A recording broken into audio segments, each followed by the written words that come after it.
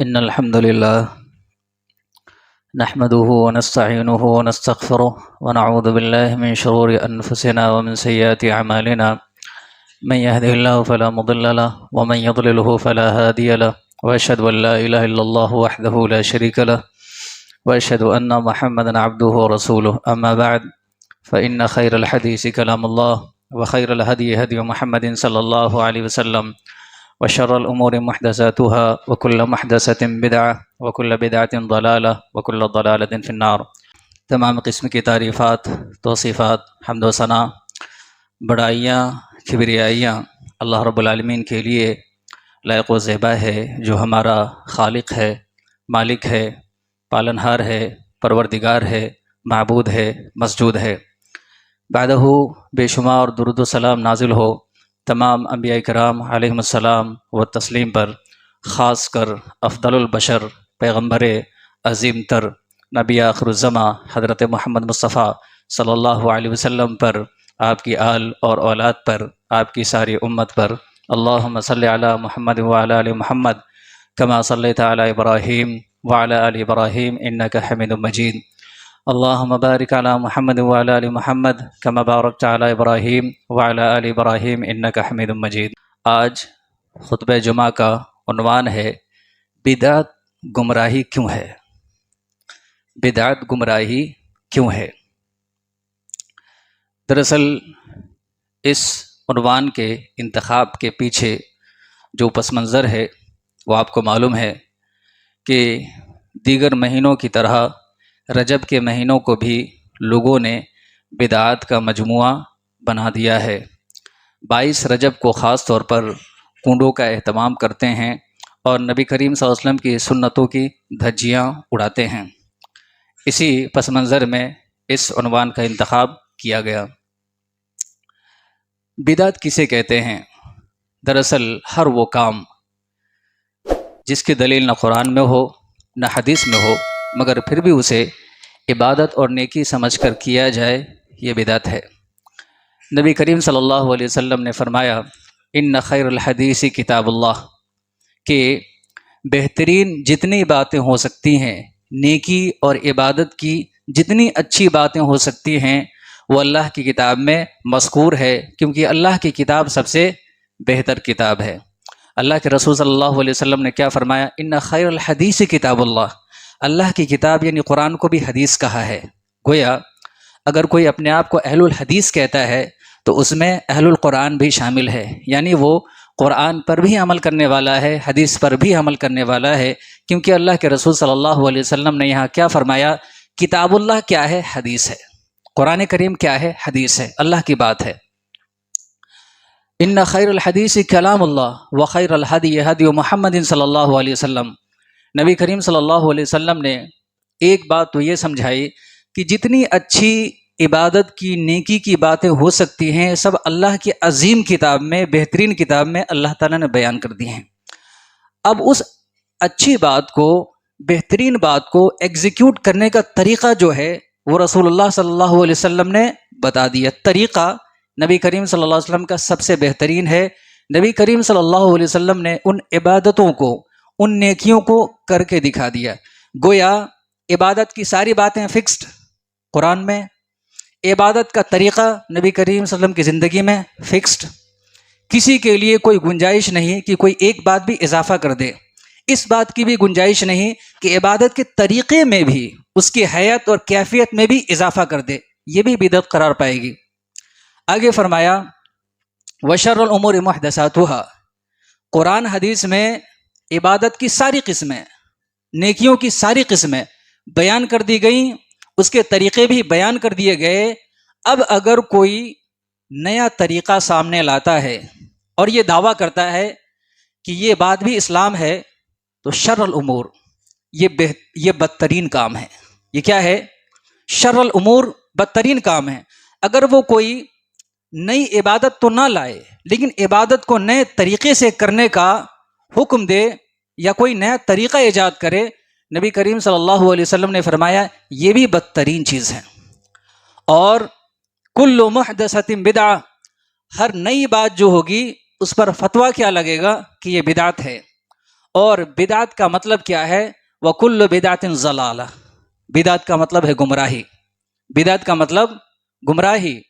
قرآن اور حدیث میں جس بات کی دلیل نہیں ہے، اگر کسی عمل کو نیکی سمجھ کر، عبادت سمجھ کر کیا گیا، اس کی دلیل نہ قرآن میں ہے نہ حدیث میں ہے، نہ اس کا ذکر قرآن میں ہے نہ طریقہ نبی کریم صلی اللہ علیہ وسلم کی حدیث میں ہے، تو یہ بدعت کہلائے گی اور یہ گمراہی کہلائے گی۔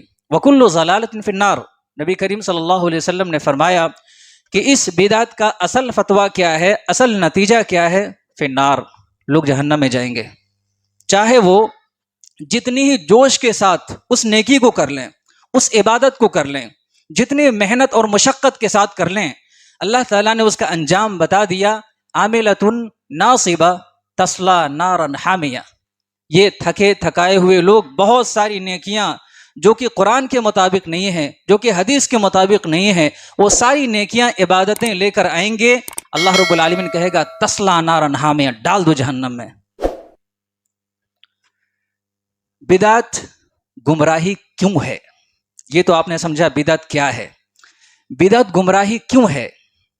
پہلی چیز یہ ہے، بدعت جو ہم کرتے رہتے ہیں اس کے پیچھے کی وجوہات کیا ہیں، آج سمجھ میں آئے گی بات آپ کو۔ بدعت گمراہی اس لیے ہے کہ یہ دراصل اس بات کا اعلان ہے کہ اللہ رب العالمین کا دین مکمل نہیں ہے، حالانکہ اللہ تعالیٰ نے سورہ مائدہ آیت نمبر 3 میں کہہ دیا الیوم اکملت لکم دینکم واتممت علیکم نعمتی ورضیت لکم الاسلام دینا، کہ آج میں نے دین کو مکمل کر دیا، کوئی بھی ایک نئی بات کی گنجائش اب اسلام میں نہیں رہی، کوئی ایک نئی نیکی کی گنجائش اب نہیں رہی، جتنی نیکیاں، جتنی عبادتیں، جتنے احکام، جتنے مسائل ہو سکتے تھے، قیامت تک کے لیے اللہ تعالیٰ نے فکسڈ کر دیا، فائنل، الیوم اکملت لکم، میں نے آج دین مکمل کر دیا۔ نبی کریم صلی اللہ علیہ وسلم کی زندگی کے آخری ایام ہیں اور یہ اللہ رب العالمین کا حکم ہے، شریعت مکمل ہو چکی۔ دراصل بدعتی شخص کیا کرتا ہے؟ بدعتی شخص یہ اعلان کرتا ہے کہ میرے قول و عمل کے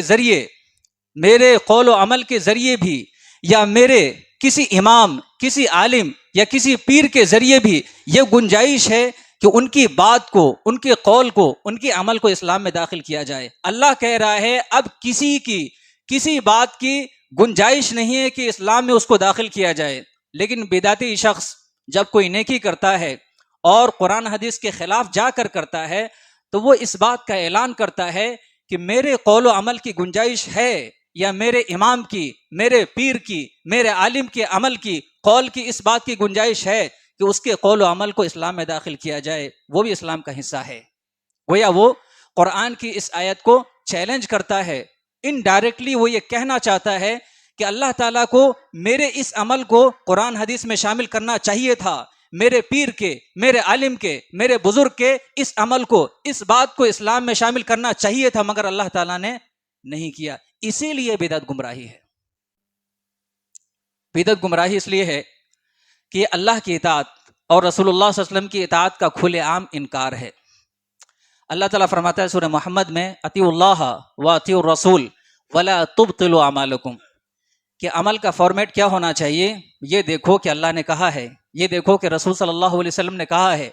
اگر اللہ نے نہیں کہا، رسول اللہ نے نہیں کہا، تمہارا وہ عمل ویرتھ ہے، تمہارا وہ عمل جو ہے وہ ویرتھ ہے، وہ بدعت کی کیٹیگری میں۔ ولا تبطلوا اعمالکم، اپنے اعمال کو باطل اور ضائع برباد نہ کرو۔ اللہ تعالیٰ نے سورہ آل عمران میں فرمایا اطیعوا اللہ و اطیعوا الرسول لعلکم ترحمون، کہ نیکیوں کا، عبادتوں کا فارمیٹ یہ ہے کہ وہ اللہ کی اطاعت کے، کتاب اللہ کی اطاعت کے، کتاب اللہ کے مطابق ہونی چاہیے، وہ رسول اللہ صلی اللہ علیہ وسلم کی حدیث کے، اللہ کے رسول صلی اللہ علیہ وسلم کے احکام کے مطابق ہونا چاہیے۔ اگر ایسا نہیں ہے تو اس کا مطلب یہ ہے کہ وہ رسول اللہ کی یا اللہ کی اطاعت نہیں ہے۔ ایک بدعتی جب بدعت کرتا ہے، کوئی نیا عمل جو قرآن حدیث میں نہیں ہے، جب وہ عمل کرتا ہے تو گویا وہ اس بات کا اعلان کرتا ہے کہ میری بھی پیروی ہونی چاہیے، اللہ اور رسول اللہ کے علاوہ میں جس بات کا اعلان کر رہا ہوں، جس عمل کو ایجاد کر رہا ہوں، میری اس بات کی بھی پیروی ہونی چاہیے اللہ کی اطاعت کے علاوہ، رسول اللہ کی اطاعت کے علاوہ، یا جس عالم، جس امام، جس مولوی کی بات کو میں لوگوں کے سامنے رکھ رہا ہوں، خوش ہو کر، فخر کے ساتھ، بہت خوبصورت انداز میں پیش کر رہا ہوں، میرے اس عامل یا عالم یا ولی کی بات کو بھی اطاعت رسول اور اطاعت خدا میں شامل کیا جانا چاہیے۔ اسی لیے یہ بدعت جو ہے وہ گمراہی ہے۔ گویا بدعتی اس بات کا اعلان کرتا ہے کہ اللہ اور رسول اللہ کی اطاعت کے علاوہ یہ جو نیا کام میں کر رہا ہوں، یا یہ جو نیا کام میرے پیر صاحب، میرے ولی صاحب، میرے عالم صاحب بتا رہے ہیں، ان کی بھی اطاعت اور پیروی ہونی چاہیے اللہ اور رسول اللہ کے علاوہ۔ یہ کیا ہے؟ یہ سراسر حرام اور ناجائز ہے۔ اسی لیے بدعت جو ہے گمراہی ہے۔ بدعت دراصل اسلام کی تحقیر ہے، اسلام کی تحقیر کی، اسلام کو گھٹیا سمجھنے کی علامت ہے۔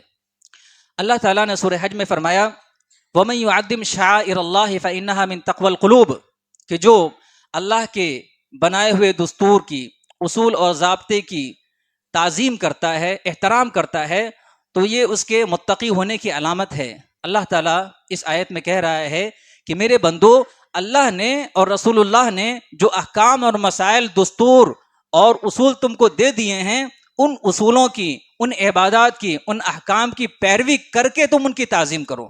اللہ تعالیٰ نے اللہ کے احکام، اللہ کے دستور یا رسول اللہ صلی اللہ علیہ وسلم کے احکام، رسول اللہ صلی اللہ علیہ وسلم کے قوانین کی تعظیم کا طریقہ بتایا۔ اور طریقہ کیا بتایا؟ کہ ان پر عمل کرو گے تو یہ ثابت ہوگا کہ آپ ان احکام کی، ان قوانین کی تعظیم کر رہے ہو، ان کی عزت کر رہے ہو۔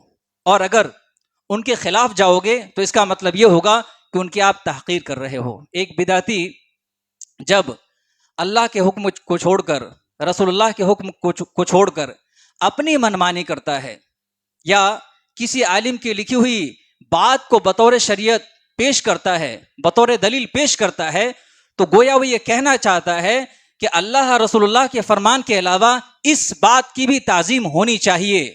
گویا اللہ کے مقابلے میں، رسول اللہ کے حکم کے مقابلے میں ایک عام آدمی کی دلیل کو اللہ اور رسول اللہ صلی اللہ علیہ وسلم کے ہم پلہ قرار دینے کی کوشش کی جاتی ہے۔ اسی لیے بدعت جو ہے گمراہی ہے۔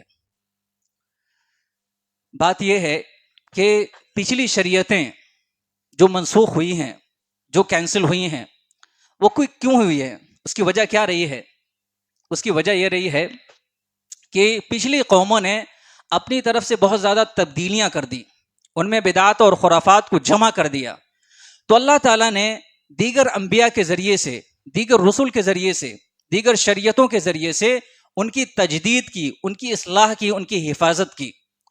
مگر اب جب کہ امت محمدیہ آخری امت ہے، شریعت اسلامیہ آخری شریعت ہے، اس کے بعد اور کوئی شریعت نہیں ہوگی، اس کے بعد اور کوئی امت نہیں ہوگی، تو اللہ تعالیٰ نے نبوت کا دروازہ بند کر دیا، اور نبوت کی جو ذمہ داری تھی امت محمدیہ کے سر رکھ دیا۔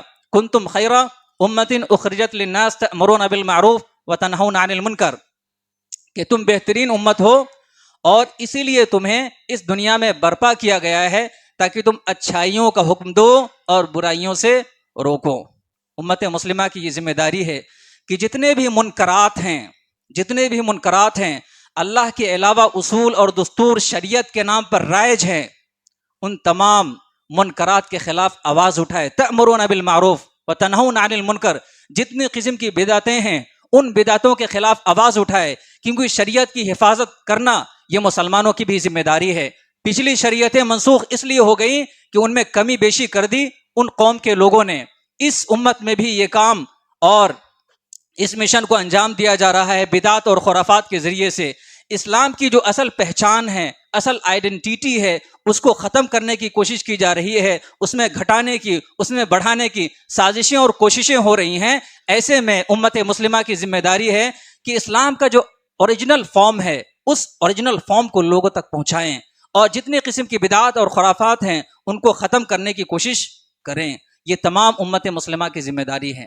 لیکن یہ بدعتی لوگ کیا کرتے ہیں؟ یہ بدعتی لوگ اللہ کے اور رسول اللہ کے ان اصولوں کے خلاف، حفاظت دین کے اصول کے خلاف، وہ ساری چیزیں جن کا ذکر نہ قرآن میں ہے نہ حدیث میں ہے، عام کرنے کی، لوگوں میں شائع کرنے کی کوشش کرتے ہیں، لوگوں کو کنفیوز کرتے ہیں۔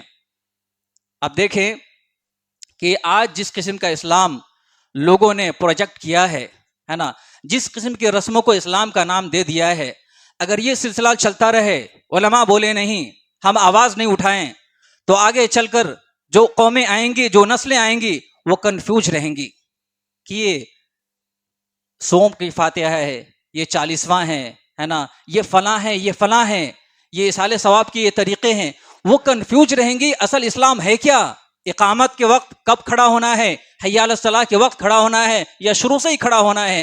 اصل اسلام پوری طرح سے لوگوں کے ذہن و دماغ سے محو ہو جائے گا، ہے نا۔ بدعتیوں کے ذریعے سے یہ عمل انجام دیا جاتا ہے، یہ کوششیں ہوتی ہیں کہ اصل اسلام کہیں محو ہو جائے، کہیں مسخ ہو جائے۔ ہم نے جو پروجیکٹ کیا ہے اسلام کو، اس اسلام کو لوگ ماننے والے بن جائے۔ اسی لیے بدعت کیا ہے؟ گمراہی کا ذریعہ ہے۔ اور بدعت اس لیے بھی گمراہی ہے کہ اللہ تعالیٰ نے فرمایا اطیعوا اللہ ورسولہ ولا تنازعوا فتفشلوا وتذهب ريحكم، کہ ایک اللہ کی اطاعت کرو، ایک رسول اللہ کی اطاعت کرو، اس سے تمہاری جمعیت برقرار رہے گی، اس سے تم میں اختلاف اور انتشار نہیں ہوگا۔ اختلاف اور انتشار کی پہچان یہ بھی ہے کہ سنت پر عمل نہیں ہو رہا ہے۔ سنت پر جہاں بھی عمل نہیں ہوگا، اختلاف ہوگا، فرقے وجود میں آئیں گے، جماعتیں بٹیں گی۔ اتحاد کی اگر کوئی بنیاد ہے تو بس یہی ہے کہ ایک اللہ کی بات پر عمل کیا جائے، کتاب اللہ کو سامنے رکھا جائے، اللہ کے رسول صلی اللہ علیہ وسلم کی حدیث کو زندگی میں لاگو کیا جائے، یہی ایک بنیاد ہے۔ ورنہ جتنی جماعتیں بنا لی جائیں، جتنے اصول اور نظریات بنا لیے جائیں، وہ کسی کام کے ثابت نہیں ہونے والے ہیں۔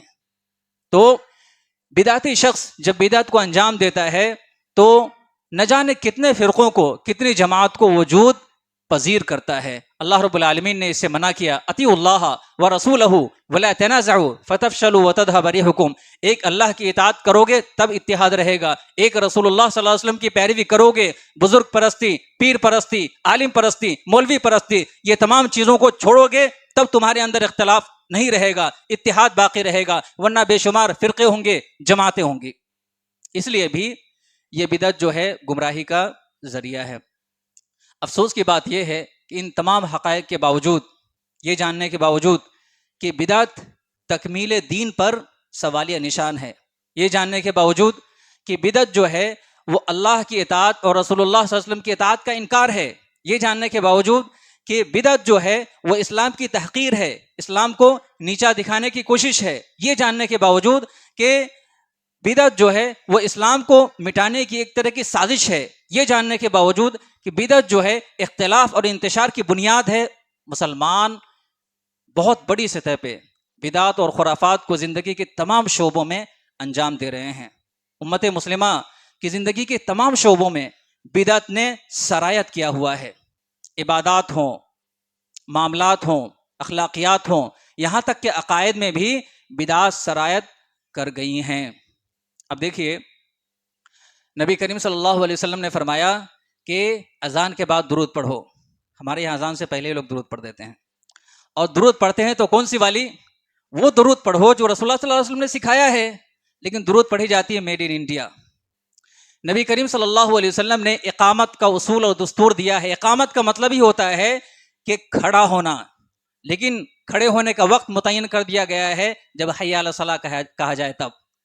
اشہد ان محمد رسول اللہ صلی اللہ علیہ وسلم کے بارے میں نبی کریم صلی اللہ علیہ وسلم نے کبھی نہیں کہا کہ جب میرا نام آئے تو تم انگوٹھا آنکھ پہ لگانا، لوگ عبادت سمجھ کر یہ کر رہے ہیں۔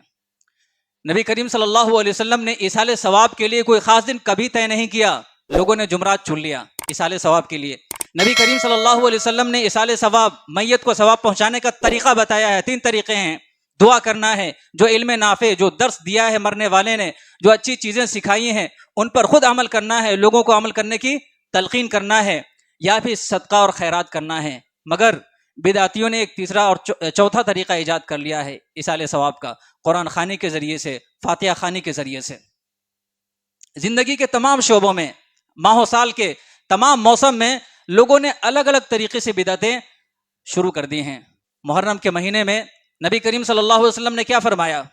اللہ کے رسول صلی اللہ علیہ وسلم کا عمل عبداللہ بن عباس نوٹ کرتے ہیں، نقل کرتے ہیں کہ نبی کریم صلی اللہ علیہ وسلم امر بصیامہ، روزے کا حکم دیا۔ لوگوں نے بتایا اللہ کے رسول صلی اللہ علیہ وسلم دوسری قومیں بھی، یہود و نصارہ بھی اس موقع سے روزہ رکھتی ہیں۔ آپ نے فرمایا ہمیں ان کی مخالفت کرنی ہے، مشابہت اختیار نہیں کرنی ہے. فکان الہام العقبل سمنا الیوم التاسع. اگلا سال آئے گا تو انشاءاللہ ہم 10 محرم کے ساتھ ساتھ 9 محرم کا بھی روزہ رکھیں گے. اللہ کے رسول صلی اللہ علیہ وسلم نے محرم میں روزہ رکھنے کا حکم دیا. بدعتیوں نے روزے کے علاوہ تمام چیزوں کو ایجاد کر دیا. روزہ اللہ کے رسول صلی اللہ علیہ وسلم نے حکم دیا، یہ شریعت ہے، لیکن بدعتیوں نے نبی کریم صلی اللہ علیہ وسلم کی مخالفت کہاں کہاں کی؟ روزے کے علاوہ تمام چیزوں کو جائز، ضروری اور لازم قرار دیا. تعزیہ ہے، تاشے ہیں، ڈھول ہے اور نہ جانے کیا کیا ہے. نبی کریم صلی اللہ علیہ وسلم نے فرمایا لا طیرۃ فی الاسلام، منحوسیت نام کی کوئی چیز نہیں ہے، بدشگونی نام کی کوئی چیز نہیں ہے. پورے سفر کے مہینے کو لوگوں نے منحوس قرار دی دیا، کوئی اچھا کام نہیں کرتے ہیں. محرم کے مہینے میں بھی کوئی اچھا کام نہیں کرتے ہیں، شادی بیاہ نہیں ہے، دکانداری نہیں ہے، بزنس نہیں ہے. اللہ تعالیٰ نے فرمایا قل کل من عند اللہ، اللہ تو یہ کہتا ہے اور رسول اللہ صلی اللہ علیہ وسلم کا تو یہ پیغام ہے کہ کوئی چیز اپنے آپ میں منحوس نہیں ہے، اللہ تعالیٰ کی طرف سے ہی اچھائی اور برائی ہے. مگر لوگوں نے پورے سفر کے مہینے کو منحوس قرار دے دیا. نبی کریم صلی اللہ علیہ وسلم نے ربیع الاول کے مہینے میں کبھی بھی کسی بھی موقع سے اپنی برتھ ڈے نہیں منائی. بدعتیوں نے نبی کریم صلی اللہ علیہ وسلم کی بدعت کا ایک خاص دن طے کر دیا. ڈھول، تاشے، دھماکے اور ریلیاں، نعرے. اللہ کے رسول صلی اللہ علیہ وسلم نے کب کیا میرے بھائی؟ اسی طرح سے شعبان کا مہینہ ہے. نبی کریم صلی اللہ علیہ وسلم شعبان کے کسی بھی مہینے میں، نبی کریم صلی اللہ علیہ وسلم نبوت کے بعد کسی بھی سال شعبان کے مہینے میں کبھی قبرستان نہیں گئے اور نہ ہی اس طرح سے کھانے پکانے کا حکم دیا جس طرح سے لوگ کرتے ہیں. لیکن لوگوں نے خاص اہتمام کیا ہوا ہے. شب برات، 15ویں شعبان، کس نے حکم دیا میرے بھائی؟ اور اسی طرح سے رجب کا مہینہ. اب دیکھیے کہ شریعت اسلامیہ میں جو بدعات ہیں ان بدعات کو جاننے کا طریقہ ہے، اصول اور دستور ہے. طریقہ کیا ہے؟ بدعات کو چھاننے کا اور پھٹکنے کا طریقہ کیا ہے؟ پہلا اصول یہ ہے کہ وہ قرآن کریم کی صریح آیت کے خلاف ہو یا اللہ کے رسول صلی اللہ علیہ وسلم کی حدیث کے صریح خلاف ہو.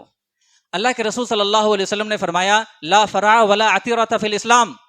رجب کے مہینے میں جو لوگ خاص طور پر قربانیاں کرتے ہیں، نبی کریم صلی اللہ علیہ وسلم نے فرمایا لا فرع. یہ زمانے جاہلیت میں ہوا کرتا تھا کہ جب کوئی جانور بچہ دیتا، جنم دیتا، تو اس کے پہلے بچے کو بتوں کے نام پر قربان کرتے تھے، اس کو کہتے ہیں لا فرع. اور رجب کے مہینے میں غیر اللہ کے نام پر قربانیاں کیا کرتے تھے.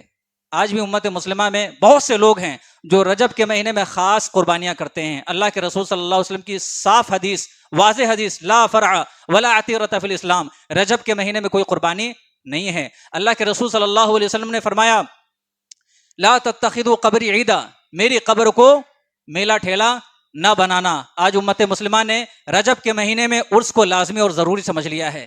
یہ کیا ہے؟ سنت ہے یا بدعت ہے؟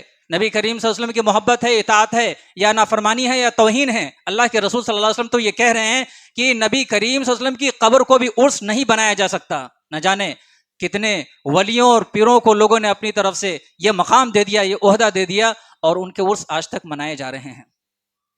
نبی کریم صلی اللہ علیہ وسلم نے رجب کے مہینے میں کوئی خاص روزہ نہیں رکھا، کوئی خاص عبادت ایجاد نہیں کی، لیکن لوگوں نے اپنی طرف سے خاص عبادتیں ایجاد کر لی ہیں. روزے رکھتے ہیں لوگ. عمر فاروق رضی اللہ تعالیٰ عنہ درے لگایا کرتے تھے، کوڑے لگایا کرتے تھے کہ رجب میں اللہ کے رسول صلی اللہ علیہ وسلم نے کوئی خاص عبادت نہیں کی ہے، روزہ نہیں رکھنا ہے خاص طور پر، الا یہ کہ جو ہر مہینے روزہ رکھتا آ رہا ہے وہ روزہ رکھ سکتا ہے نا. اللہ کے رسول صلی اللہ علیہ وسلم ایام 20 میں یعنی چاند کی 13، 14، 15 تاریخ کو روزہ رکھتے تھے، روزہ رکھ سکتے ہیں. جو پہلے سے روزہ رکھتے آ رہے ہیں وہ رجب کے مہینے میں بھی 13، 14، 15 کو روزہ رکھ سکتے ہیں. مگر خاص طور پر شعبان کو خاص کر لینا، 15ویں شعبان کو یا رجب کی کسی ایک تاریخ کو خاص کر لینا کہ خاص روزہ رکھنا ہے، یہ ایک قسم کی بدعت ہے. عمر فاروق رضی اللہ تعالیٰ عنہ کوڑے لگایا کرتے تھے. صلاۃ الرغائب پڑھتے ہیں لوگ. نبی کریم صلی اللہ علیہ وسلم نے نہ اس طرح کی نماز پڑھی ہے، نہ کسی صحابی نے اس کا حکم دیا ہے، نہ اس طرح کی کوئی بات قرآن حدیث میں ذکر ہے. لوگ کنڈوں کا اہتمام کرتے ہیں، لوگ کنڈوں کا اہتمام کرتے ہیں 22 رجب کو، ہے نا. یہ کنڈا کیا ہے؟ 1906 میں ایک داستان لکھی گئی ہے. آپ کو معلوم ہے داستان کس قسم کی چیزیں ہوتی ہیں؟ جو فلمی ڈرامے لکھے جاتے ہیں، اسکرپٹ لکھے جاتے ہیں، جیسے داستان الف لیلہ ہے، داستان امیر حمزہ ہے، داستان حاتم طائی ہے، فلمیں بھی بنی ہیں، ڈرامے بھی بنے ہیں. یہ اسی قسم کی ایک چیز کتاب لکھی گئی تھی، داستان عجیب. اس میں واقعہ ذکر ہوا تھا کہ ایک لکڑہارے کی بیوی تھی، وہ کسی وزیر زادی کے گھر کے سامنے جھاڑو لگا رہی تھی. وہاں سے امام جعفر صادق کا گزر ہوا، مدینے شہر کا ذکر کر رہے ہیں کہانی میں، داستان میں، اور وہ وہاں پر رک جاتے ہیں. جو جھاڑو لگا رہی ہے خاتون، اس کے سامنے رک جاتے ہیں اور اپنے حواریین سے پوچھتے ہیں آج ڈیٹ کیا ہے. لوگ بتاتے ہیں آج 22 رجب ہے. تو انہوں نے کہا کہ آج کے دن جو میرے نام کے کنڈے بھرے گا اس کے تمام گناہ معاف کر دیے جائیں گے اور زندگی میں خوشحالیاں آئیں گی. تب اس نے یہ کام کیا اور راتوں رات وہ کروڑ پتی بن گئی. اس واقعے کو، اس داستان کو لوگوں نے عجیب و غریب طریقے سے پروجیکٹ کیا 1906 سے، ہے نا. تب سے یہ سلسلہ آج بھی جاری ہے. آپ بدعات اور خرافات کو اس طرح بھی ڈیٹیکٹ کر سکتے ہو کہ تاریخی اعتبار سے بھی وہ بات غلط ہوگی. یہ بات کب سے شروع ہوئی؟ 1906 سے. قرآن میں ذکر ہے، حدیث میں ذکر ہے؟ حدیث میں ذکر نہیں ہے. امت مسلمہ کی ذمہ داری ہے کہ وہ جو کام کر رہے ہیں دیکھے کہ وہ کیا کام کر رہے ہیں، ہے نا. قرآن حدیث کے مطابق ان کا عمل ہے یا نہیں ہے. اللہ کے رسول صلی اللہ علیہ وسلم نے فرمایا من احدث فی امرنا ھذا ما لیس منہ فہو رد، کہ جو کوئی نیا کام، نیا عمل، عبادت کا نیا طریقہ قرآن اور حدیث کے رہتے ہوئے اپنی طرف سے ایجاد کرے گا، وہ شخص بھی مردود ہے اور اس کا عمل بھی مردود ہے. لوگ رجبی روزے رکھتے ہیں اور لوگ رجب کے مہینے میں خاص طور پر عمرہ کرتے ہیں. نبی کریم صلی اللہ علیہ وسلم نے کبھی بھی رجب کے مہینے میں خاص طور پر عمرہ نہیں کیا ہے. ذوالقعدہ کے مہینے میں اللہ کے رسول صلی اللہ علیہ وسلم نے عمرے کیے ہیں، اور رمضان کے مہینے کے بارے میں فرمایا تعدل حجتن، جو رمضان کے مہینے میں عمرہ کرتا ہے اس کو حج کے برابر اجر اور ثواب ملتا ہے. یہ تو نبی کریم صلی اللہ علیہ وسلم کا فرمان ہے، لیکن آپ صلی اللہ علیہ وسلم نے کبھی خاص طور پر رجب کے مہینے میں عمرہ نہیں کیا. اس لیے یہ تمام کام، تمام امور بدعات اور خرافات کے ذیل میں ہیں. اس لیے ایک مسلمان کی ذمہ داری ہے کہ وہ جو کام کر رہا ہے وہ دیکھے کہ اس کی دلیل قرآن حدیث میں ہے یا نہیں ہے. اگر کبھی بات ہوتی ہے تو لوگ کہتے ہیں کہ تھوڑا سختی ہے. میں یہ کہنا چاہ رہا ہوں کہ حدیث جو ہے، سنت جو ہے، سنت قرآن اور حدیث کی دلیل مانگتی ہے. سنت جو ہے وہ قرآن اور حدیث کی دلیل مانگتی ہے، اور بدعتیں کہانیاں سناتی ہیں، قصے سناتی ہیں، حکایتیں سناتی ہیں. سنت بیان کرنے والے لوگ ہمیشہ اللہ کی بات کرتے ہیں، رسول اللہ کی بات کرتے ہیں، لیکن بدعات کو، خرافات کو پروموٹ کرنے والے لوگ ہمیشہ بزرگوں کی، پیروں کی اور الگ الگ داستانوں کی باتیں کرتے ہیں. ہم اگر دلیل کی بات کرتے ہیں تو ہم گستاخ ہو جاتے ہیں. یاد رکھیے، سنت ہمیشہ دلیل مانگتی ہے قرآن و سنت کی. اور اگر آپ مسلمان ہیں تو آپ کی بھی ذمہ داری ہے کہ جو بھی عمل کریں قرآن اور حدیث سے وہ ثابت ہونی چاہیے، قرآن حدیث سے وہ عمل ثابت ہونی چاہیے، ورنہ کرنے والا بھی مردود، وہ عمل بھی مردود. اللہ کے رسول صلی اللہ علیہ وسلم نے فرمایا کل ضلالۃ فی النار، نیکی سمجھ کر آپ کوئی کام کر رہے ہیں وہ بدعت ہے. بدعت انسان کو بجائے جنت میں لے جانے کے جہنم میں لے جا رہی ہے. امت مسلمہ کا ایک بڑا طبقہ بدعات اور خرافات کے دلدل میں پھنسا ہوا ہے. آج امت مسلمہ کو اگر قرآن و سنت کی شاہراہ پہ لانا ہے، کامیابی کی شاہراہ پہ لانا ہے، تو ضروری ہے کہ وہی اصول، وہی دستور، وہی ضابطے اپنانے ہوں گے جو پہلے والوں نے اپنائے تھے. حضرت امام مالک رحمہ اللہ نے فرمایا تھا لن یصلح آخر هذه الامہ الا بما صلح بها اولها، کہ اس امت کے آخری لوگوں کی اصلاح بھی اسی طرح ہوگی جس طرح اس امت کے پہلے لوگوں کی اصلاح ہوئی ہے. پہلے لوگوں کی اصلاح کیسے ہوئی ہے؟ امت مسلمہ کو اللہ کے رسول صلی اللہ علیہ وسلم نے اس حالت میں چھوڑا تھا کہ قرآن کی باتوں کو ہی ماننا ہے، وہی اسلام ہے. پوری حفاظت کے ساتھ، پوری اوریجنلٹی کے ساتھ اللہ کے رسول صلی اللہ علیہ وسلم نے یہ اسلام امت مسلمہ کو دیا. صحابہ کرام نے اس کو محفوظ رکھا، اس کو عام کیا، اور صحابہ کرام رضی اللہ عنہم اجمعین نے دین کی حفاظت میں کیا کارنامہ انجام دیا. ابن مسعود رضی اللہ تعالیٰ عنہ کا واقعہ ہے، مسجدوں میں جایا کرتے تھے، الگ الگ علاقوں میں جایا کرتے تھے، یہ دیکھنے کے لیے کہ رسول اللہ نے جو اسلام دیا ہے اس میں کوئی کمی بیشی تو نہیں کی گئی ہے. عمرو بن سلمہ رضی اللہ تعالیٰ عنہ بیان کرتے ہیں کہ ایک موقع ہے، مسجد کے باہر ہم بیٹھے ہوئے ہیں، فجر سے پہلے کا وقت ہے، فجر سے پہلے صحابہ کرام اٹھ جایا کرتے تھے. مسجد کے گیٹ پر ہم دونوں بیٹھے ہوئے ہیں، ابو موسیٰ اشعری رضی اللہ تعالیٰ عنہ بھی میرے ساتھ ہیں. وہ اٹھتے ہیں اور دیکھتے ہیں کہ ابن مسعود رضی اللہ تعالیٰ عنہ آ رہے ہیں. ابو موسیٰ اشعری رضی اللہ تعالیٰ عنہ جا کر بیان کرتے ہیں، ابو عبد الرحمن سنو، میں نے ایسا ایسا واقعہ فلاں فلاں مسجد میں دیکھا ہے، لوگ بیٹھے ہوئے ہیں حلقہ بنا کر اور کنکریوں پر سبحان اللہ الحمدللہ لا الہ الا اللہ واللہ اکبر پڑھ رہے ہیں، کیا قرآن حدیث سے ثابت ہے؟ ابن مسعود رضی اللہ تعالیٰ عنہ نے کہا ابو موسیٰ تم نے کیا جواب دیا؟ ابو موسیٰ رضی اللہ تعالیٰ عنہ نے کہا مجھے اس بارے میں واضح علم نہیں تھا، میں نے کوئی دلیل نہیں دیا، میں نے کوئی فتویٰ نہیں دیا، میں آپ کے پاس آیا ہوں۔ صحابہ کرام کا یہ انداز تھا کہ جب کوئی چیز نہیں معلوم ہوتی تھی اپنے علماء سے فتویٰ لیتے تھے، اس کے بعد اصلاح کرتے تھے۔ ابو موسیٰ اشعری رضی اللہ تعالیٰ عنہ نے یہ بیان کر دیا۔ حضرت ابن مسعود رضی اللہ تعالیٰ عنہ مسجد میں آئے، حلقے میں دیکھا لوگ کنکریوں پر سبحان اللہ الحمدللہ ولا الہ الا اللہ واللہ اکبر پڑھ رہے ہیں، پوچھا کیا کر رہے ہو؟ لوگ کہنے لگے ہم تکبیر کہہ رہے ہیں، تحلیل کہہ رہے ہیں، تحمید کر رہے ہیں۔ ابن مسعود رضی اللہ تعالیٰ عنہ نے کہا تم اپنے گناہ گن رہے ہو، تم کنکریوں پر عبادت نہیں کما رہے ہو، تم اپنے گناہ گن رہے ہو، گناہ گننا ہے، گنتے جاؤ۔ اللہ کی قسم ابھی نبی کریم صلی اللہ علیہ وسلم کو گزرے ہوئے زیادہ دن نہیں ہوئے، کپڑے پرانے نہیں ہوئے، برتن نہیں ٹوٹے، صحابہ کرام موجود ہیں، کیا تم صحابہ کرام سے زیادہ بہتر عمل کرنے والے ہو، زیادہ ہدایت پر ہو؟ یاد رکھو تم نے گمراہی کے دروازے کو کھول دیا ہے۔ کیا عمل کیا تھا؟ عبادت ہی تو تھی، سبحان اللہ کہہ رہے تھے، الحمدللہ کہہ رہے تھے، اللہ اکبر کہہ رہے تھے، عبادت ہی تو تھی، کیا کچھ غلط کہہ رہے تھے؟ مگر وہ سنت کے مطابق نہیں تھی وہ عبادت۔ اسی لیے ابن مسعود رضی اللہ تعالیٰ عنہ عالم ہیں، صحابہ کرام کے زمانے کے مفتی ہیں، اللہ کے رسول صلی اللہ علیہ وسلم کے، وہ کہہ رہے ہیں تم گمراہی کا دروازہ کھول رہے ہو۔ امت مسلمہ کے لیے یہ پیغام ہے کہ جو کوئی کام کرو قرآن حدیث کے مطابق ہے یا نہیں ہے، تم سنت کی تبلیغ کر رہے ہو یا گمراہی کا دروازہ کھول رہے ہو، یہ دیکھنا ضروری ہے۔ امت میں انتشار کی وجہ، امت میں اختلاف کی وجہ، امت میں گمراہی کی وجہ، امت میں اندھ وشواس کی وجہ، ساری وجہیں یہ بدعات اور خرافات ہے۔ اسلام کو اوریجنل فارم میں جو اللہ اس کے رسول نے دیا ہے اس کو عام کرنے کی ضرورت ہے۔ اللہ تعالیٰ سے دعا ہے اللہ رب العالمین ہمیں اس مشن کو انجام دینے کی توفیق عطا فرمائے۔ اللہ نے فرمایا فَلْيَحْذَرِ الَّذِينَ يُخَالِفُونَ عَنْ أَمْرِهِ أَن تُصِيبَهُمْ فِتْنَةٌ أَوْ يُصِيبَهُمْ عَذَابٌ أَلِيمٌ، کہ جو نبی کریم صلی اللہ علیہ وسلم سے انحراف کرے، اللہ کے رسول صلی اللہ علیہ وسلم کی سنت کو چھوڑ کر کسی اور اسلام کو، کسی اور طریقے کو پروجیکٹ کرے،